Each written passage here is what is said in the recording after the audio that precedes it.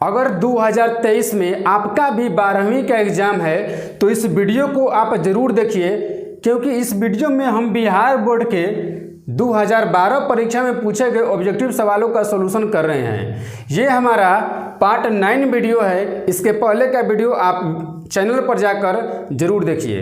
तो चलिए आज के इस धमाकेदार वीडियो का स्टार्ट करते हैं प्रश्न संख्या 76 से।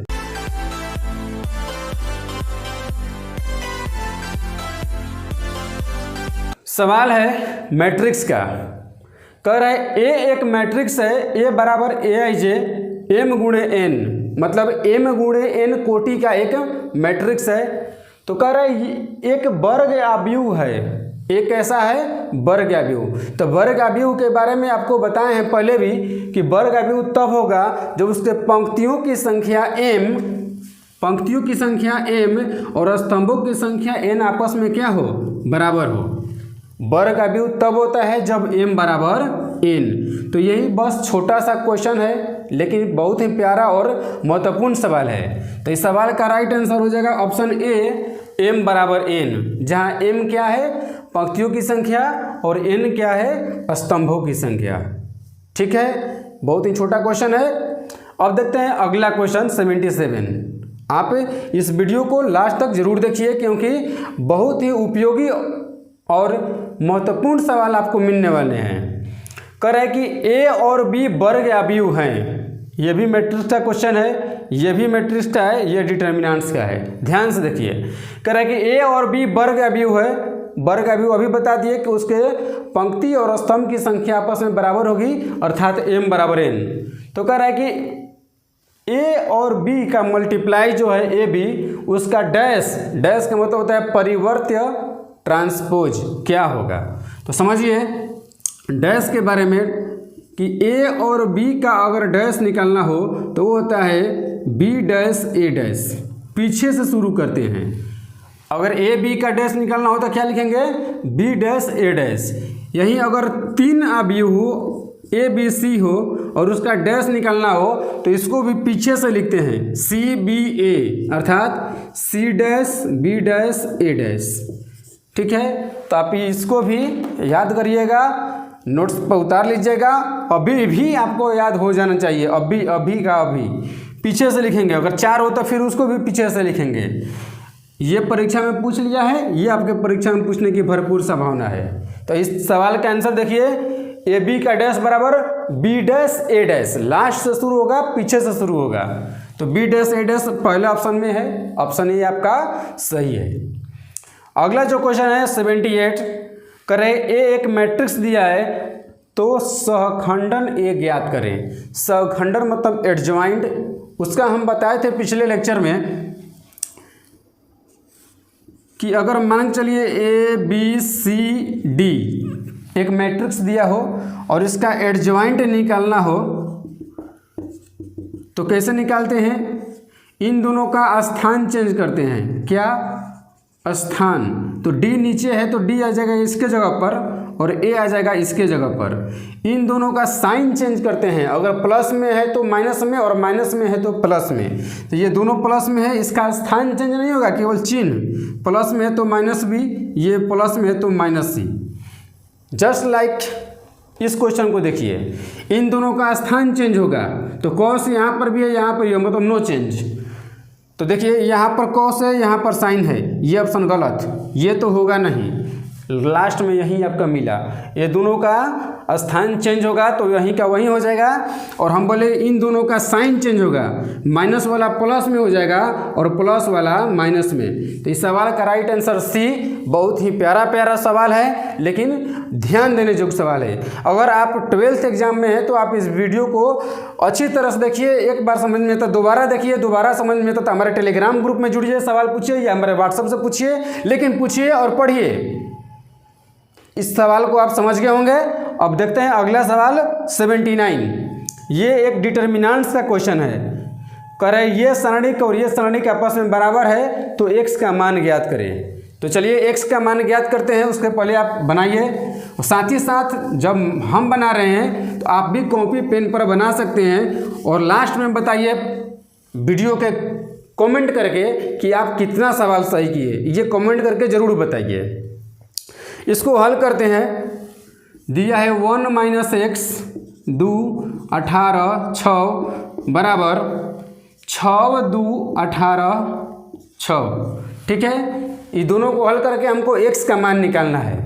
तो सबसे पहले इन दोनों को गुणा करते हैं 6 इंटू 1 माइनस एक्स, फिर इन दोनों को गुणा करते हैं 18 दूना 36, बीच में घटाते हैं, सारणिक का मान ऐसे निकालते हैं ना, बराबर किसके, इन दोनों का गुणा करते हैं 6 का 36, इन दोनों का गुणा करेंगे 18 दूनी का 36, उसको क्या करते हैं घटाते हैं, इसको मल्टीप्लाई कर दीजिए 6 माइनस 6 एक्स माइनस 36 बराबर 0 हो जाएगा। 36 में से 36 घटा तो 0, ये माइनस को उधर लेके जाइए, या फिर ऐसे भी सोच सकते हैं कि 6 में से 36 घटा तो -30, माइनस 6x माइनस 30 बराबर 0, यानी कि माइनस 6x बराबर प्लस 30, तो x बराबर हो जाएगा 30 बटा में -6, 6 से कटेगा 30 5 बार में, तो आपका राइट आंसर x का मान -5। इस तो बहुत इजी है, बहुत आसान है, इसको हल करना है। हल करके हम क्या लाए, x का मान -5। किस ऑप्शन में है देखिए, तो ऑप्शन सी में है। ये नहीं होगा, ये नहीं होगा, ये होगा, option C is absolutely right answer. तो इस सवाल को आप समझ गए होंगे, एंजॉय कर रहे होंगे, अच्छा लग रहा होगा तो आप लाइक कमेंट कर सकते हैं, नहीं लगा अच्छा तो डिसलाइक करिए, कमेंट में लिखिए कि हमको समझ में नहीं आया, हमको बहुत खराब लगा वीडियो, आपका स्वागत है। ठीक है, अच्छा लगे तो भी, न लगे तो भी। तो अब बढ़ते हैं अगला क्वेश्चन 80 पर। प्रश्न देखते हैं, करें यदि ये ओमेगा है, ओमेगा समीकरण एक्स क्यू माइनस 1 बराबर 0 का एक अवास्तविक मूल है। ओमेगा क्या है, तो एक्स क्यू माइनस 1 का अवास्तविक मूल है। तो हमें इस सारणी का मान ज्ञात करना है, 4 ऑप्शन दिया है। तो देखते हैं सारणी का मान ज्ञात करने में सबसे पहले ओमेगा पर चलते हैं। ओमेगा क्या है, तो अगर एक्स क्यू माइनस 1 बराबर 0 दिया है और तो हो जाएगा एक्स क्यू बराबर 1, और यहाँ से आता है ओमेगा का मान। हमको ओमेगा पर विस्तार से नहीं जाना है, हमको सारणिक का मान ज्ञात करना है। तो इस ओमेगा के बारे में जानिए, वैसे विस्तृत जानकारी क्लास 11th में है। विस्तृत जानकारी ये जानिए कि 1 प्लस ओमेगा स्क्वायर का मान 0 होता है। ओमेगा के बारे में ये जान लीजिए कि 1 प्लस ओमेगा स्क्वायर का मान 0 होता है। साथ ही एक और होता है कि ओमेगा का पावर 3 हो तो उसका मान 1 होता है। ये सब विस्तृत जानकारी के लिए बता रहे हैं। इसका तो अभी यूज है, इसका यूज अभी नहीं है। अगर हम देखते हैं सारणिक में तो इसका क्या यूज है, देखिए अगर हम तीनों स्तंभ को जोड़कर यहाँ पर लिखें, तीनों स्तंभ को जोड़कर यहाँ पर, तीनों को जोड़कर यहाँ पर, तो हम देखते हैं कि 1 प्लस ओमेगा स्क्वायर यहाँ हो जाएगा, यहाँ पर भी 1 प्लस ओमेगा स्क्वायर हो जाएगा, और यहाँ पर भी 1 प्लस ओमेगा स्क्वायर होगा, और तीनों को जोड़ने पर आंसर मेरा क्या आएगा, 0। तो सारणिक में आपको यह भी पता है कि अगर एक पंक्ति या एक स्तंभ 0 हो जाए तो पूरे सारणिक का मान 0 हो जाता है। ध्यान से देखिए हम क्या बोल रहे थे कि 1 plus omega square, 1 plus omega square, 1 plus omega square, तीनों को जोड़कर यहाँ पर पहले स्तंभ में लिख लिए, उसके बाद उन दोनों को no change, omega square 1 omega. देखिए इसको सेम टू सेम उतार लिए, इसको सेम टू सेम उतार लिए, और तीनों को जोड़कर इसमें लिख दिए। हम बोले कि इसका मान 0 होता है, तो अगर इसको विस्तार से और लिखें तो एक लाइन मेरा 0 हो जाएगा, ये लाइन सेम टू सेम हो जाएगा, ये लाइन सेम टू सेम होएगा। इन दोनों से कोई फर्क पड़ने वाला है नहीं, क्योंकि मेरा ये पहला जो स्तंभ है वो तीनों का तीनों अवयव 0 है, तो इस सारणिक का मान क्या होगा, 0। ठीक है, अगर एक पंक्ति या एक स्तंभ के सभी अवयव 0 हो तो पूरे सारणिक का मान 0 होता है। समझ गए होंगे इस सवाल को। यहाँ पर पॉइंट है, 2 टॉपिक है, इसको भी आप देख लीजिएगा। ओमेगा क्या है, इसको पढ़ते हैं ओमेगा, और एक्स क्यू का पावर जब 1 लिखते हैं तो वहाँ से आता है ओमेगा का मान एक अवास्तविक मूल्य है, वास्तविक नहीं है, अवास्तविक, इमेजिनरी है। 81 क्वेश्चन सदिश का क्वेश्चन है। दो वेक्टर दिया है ए और बी, तो हमें कॉस थीटा का मान ज्ञात करना है। तो कॉस थीटा का मान हम ज्ञात करेंगे, उससे पहले आपको एक फार्मूला पहले बताए हैं, उसका स्मरण करिए। कॉस थीटा का फार्मूला हम बताए हैं कि कॉस थीटा बराबर vector A dot vector B divide में एक का मापांक बटा में बी का मापांक। ठीक है, तो ये आपका फार्मूला हो गया कॉस थीटा निकालने का। तो सबसे पहले हम क्या करेंगे, vector A dot vector B निकालेंगे। तो चलिए निकालते हैं। उसके लिए क्या करेंगे कि आई का, जे का और के का जो गुणांक है उसको गुणा करेंगे और तीनों को जोड़ देंगे। आई का गुणांक आई से गुणा होगा, तो यहाँ पर 3 है, यहाँ पर 1 है, 3 से 1 से गुणा हुआ तो 3 प्लस जे वाला पाइए, यहाँ पर 2 है, यहाँ पर 2 है, 2 से गुणा होगा तो 4। सही समझे आप। के पर आइए, यहाँ से के का गुणांक 1 है, यहाँ से 3, तो 1 और 3 से गुणा होगा तो 3। समझ गए। अब क्या करना है कि ए का मापांक और बी का मापांक को नीचे भाग में देना है। तो जब ए का मापांक निकालेंगे तो वर्ग करके जोड़ेंगे, आई को, जे को, के को। तो 3 का वर्ग 9, 2 का वर्ग 4 और 1 का वर्ग 1, लेकिन 9 4 13 1 14, उसको लिखेंगे रूट में। यहाँ पर आइए, 1 का वर्ग 1, 2 का वर्ग 4, 3 का वर्ग 9, 9 4 13 1 14, यहाँ पर भी रूट 14। इसको हल करें, 3 4 7 3 10, ये दोनों रूट हट जाएगा, 1 14, ये कटेगा 2 से 5 बार में, ये कटेगा 7 बार में, तो इसका आंसर आ गया 5/7। कॉस थीटा का मान आ गया 5/7। ये फार्मूला को आप रिमेंबर करिएगा, नोट्स पर बना लीजिएगा। 5/7 इसका करेक्ट ऑप्शन बी। ठीक है, अगला क्वेश्चन देखिए। छोटा छोटा क्वेश्चन है, ज़्यादा समझ लो, उसको करने की जरूरत नहीं है। कह रहे हैं कि vector A plus vector B का मापांक vector A minus vector B के मापांक के बराबर है, तो इनमें से कौन सा कंडीशन सही है?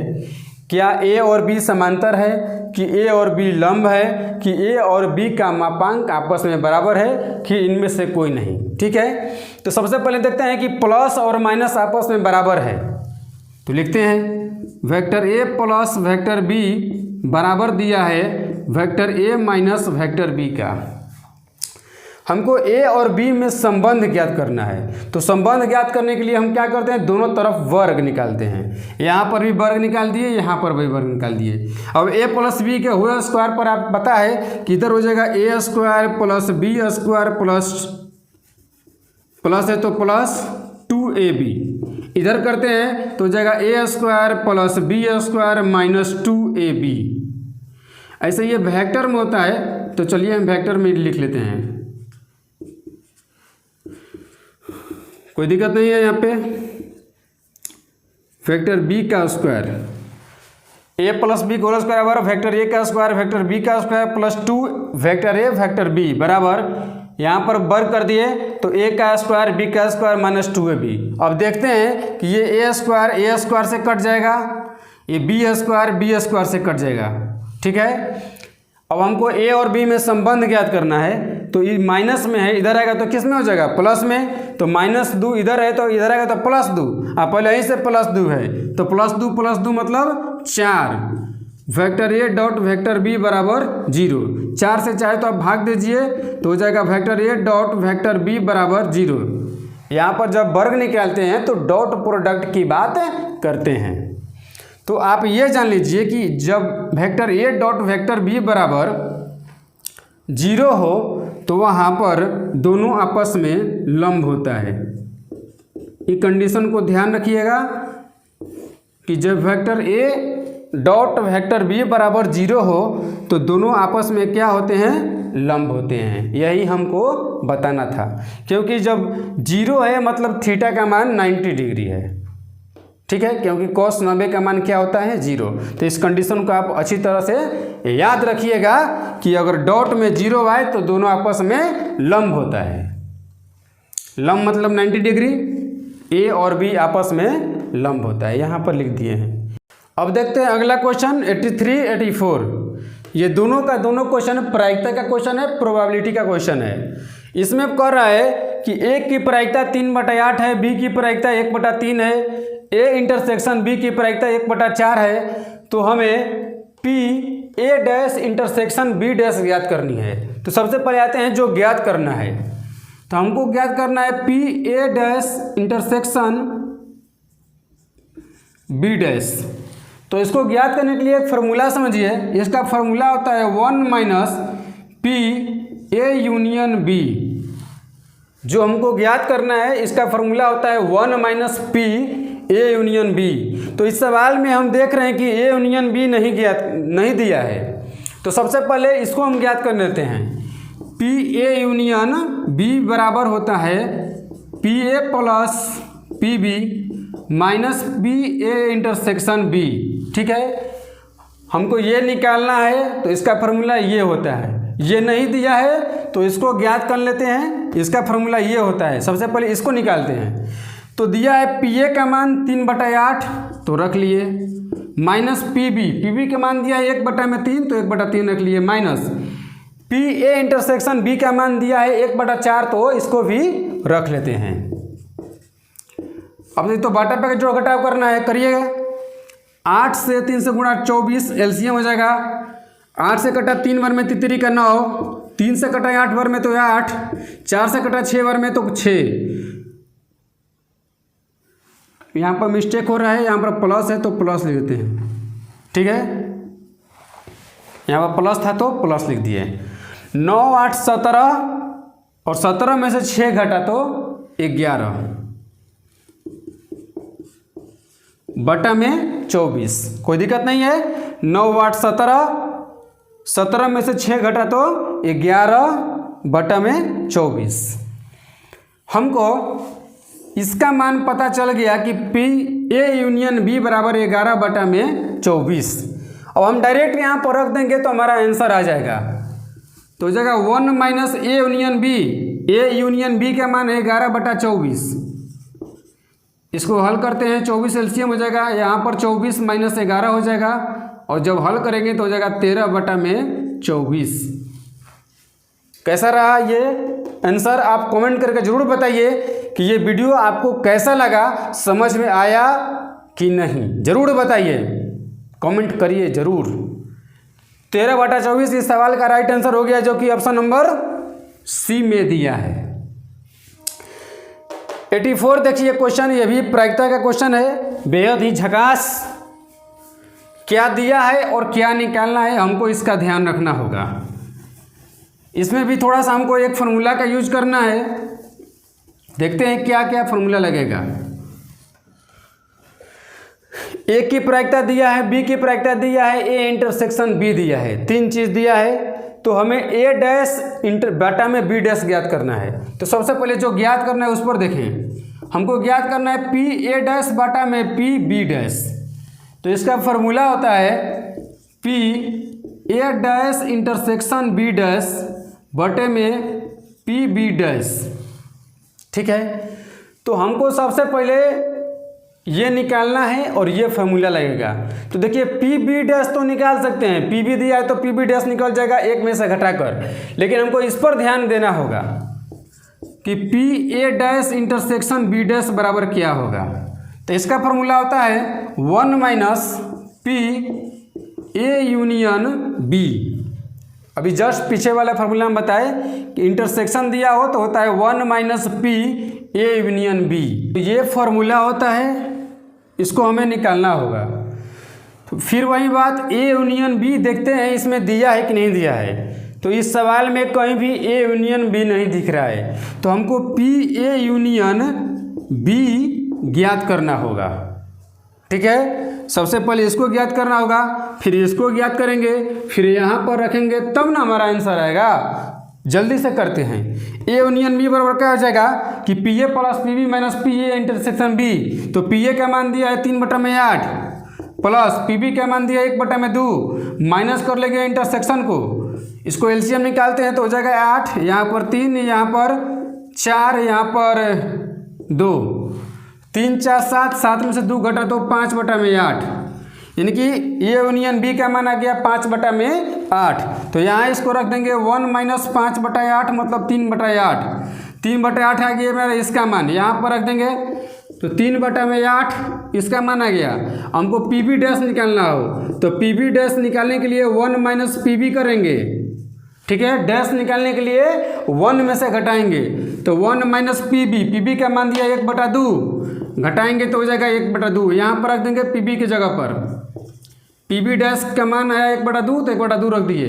इसको गुणा करेंगे 2 से 3 में, 2 × 3 और 1 से 8 में गुणेंगे तो 1 से 8, 2 से 8 कटा 4 बार में तो ऊपर 3 नीचे 4, आपका राइट आंसर आ गया 3/4।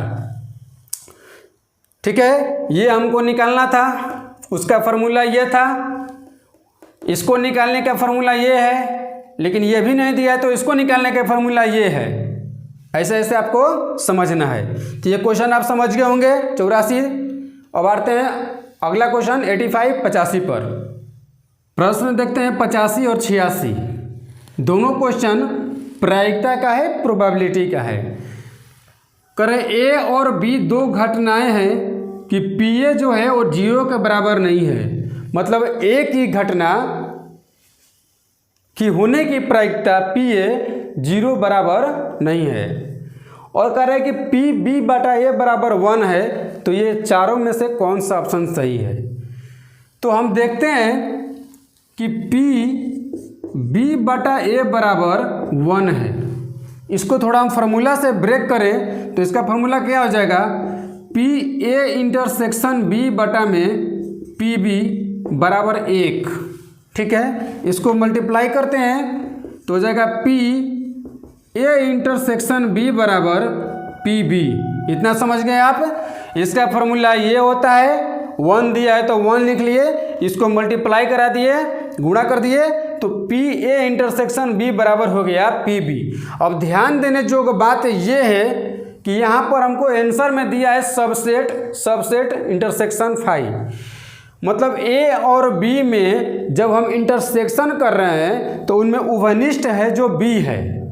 बी क्या है, उसमें उभयनिष्ठ है, यानी कि ये ए हो गया और ये बी हो गया, ऐसा है। ये पूरा ए है और ये पूरा बी है।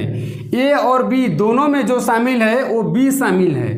तो हम कह सकते हैं कि बी जो है वो सबसेट है ए का। बी छोटा है ए से, बी बना हुआ है ए से, ठीक ना। जब ए इंटरसेक्शन बी बराबर बी आ जाए तो उसका कहने का मतलब है कि बी छोटा है या बी सबसेट है ए का। तो इस कंडीशन में देखते हैं ऑप्शन में कौन सही है। बी सबसेट है ए का, ये ऑप्शन हमारा सही है। जब भी ए इंटरसेक्शन बी बराबर बी आए तो जो आए वो छोटा होता है बड़ा वाला से।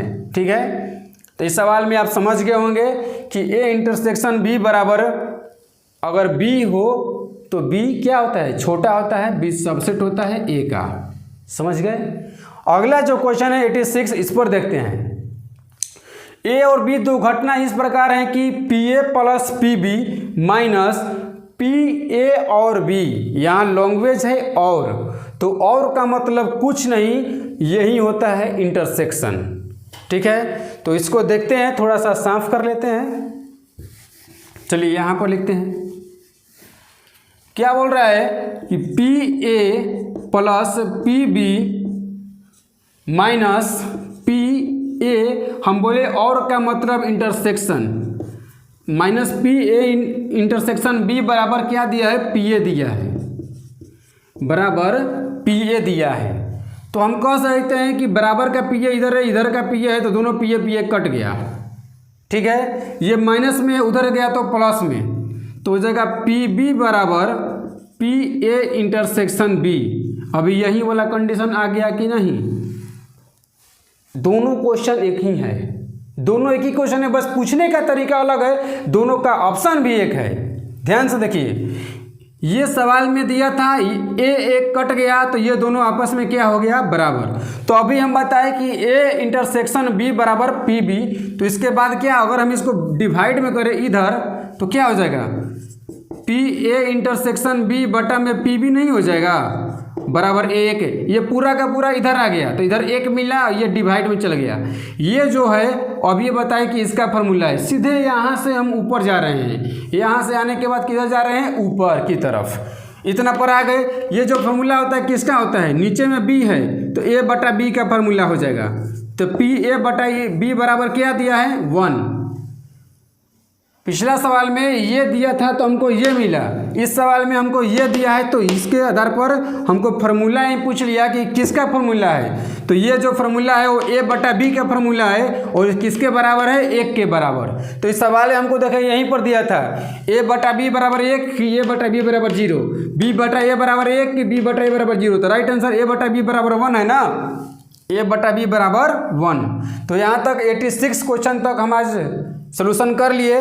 आज यहीं तक करने देते हैं इस वीडियो को, फिर मिलते हैं नेक्स्ट वीडियो में। ये वीडियो आपको कैसा लगा, क्वेश्चन कैसा लगा, हमारा प्रयास कैसा लगा, आप कमेंट करके ज़रूर बताइए। सही लगा तो भी, गलत लगा तो भी, अच्छा लगा तो भी, खराब लगा तो भी। पसंद आए तो लाइक करिए, नहीं पसंद आए तो डिसलाइक करिए। तब तक मिलते हैं अगले वीडियो में। जय हिंद।